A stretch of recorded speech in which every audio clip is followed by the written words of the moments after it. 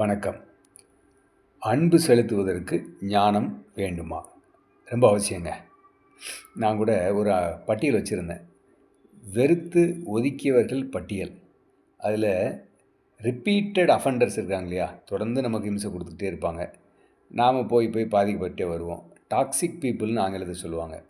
அந்த மாதிரி ஒரு 2 பேரு, 2, 3 பேரோட பேரு அதில வச்சு அவங்கள பார்க்கறத அவாய்ட் பண்ண ஆரம்பிச்சேன். இது ஒரு கொஞ்ச நாள் இருந்த பழக்கம் இருந்தது.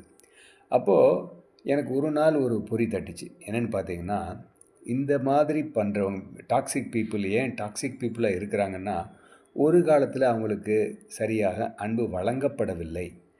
அதுதான் காரணமா இருக்கும். குழந்தைங்களா இருந்தப்போ, பெற்றோர்களால அன்பு கிடைக்காம இருந்திருக்கலாம். சமுதாயத்தில அவங்களுக்கு அன்பு கிடைக்காம இருந்திருக்கலாம். அதனால தான் அவங்க இப்படி மாறுறாங்க. இப்ப நாமளும் வந்து ஒரு நாமளும் வெறுத்து ஒதுக்குவோம் அப்படிங்கன்னா, அதுக்கு ஒரு சொல்யூஷனே இல்ல பாருங்க.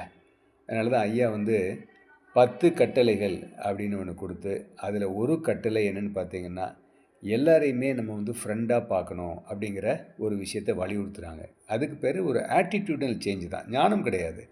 நீங்க அந்த யாரு உங்களுக்கு கோபத்த தர்றாங்களோ, வெறுப்ப தர்றாங்களோ, ஒரு ஃப்ரெண்டா இருந்தா நம்ம எப்படி பார்ப்போம்? அப்படின்னு ஒரு சின்ன மனமாற்றத்தை கொண்டு வந்தாலே போதும் அப்படின்னு சொல்லி சொல்றாங்க.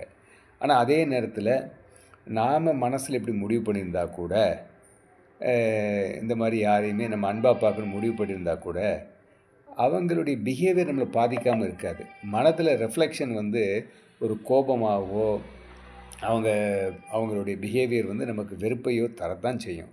அப்போ அந்த நேரத்தில மனம் வேற, அது ஆட்டோமேட்டிக் சிஸ்டம். அது எப்படி வேணா ரிஃப்ளெக்ட் பண்ணட்டும். அத பத்தி ஒண்ணும் இல்ல. அது சொல்றபடி நடக்க வேண்டிய தேவையில்லங்கிற அந்த ஞானம் பகுதி வர்றப்ப தான், அது எல்லாமே கரெக்ட்டா அமையும். வணக்கம்.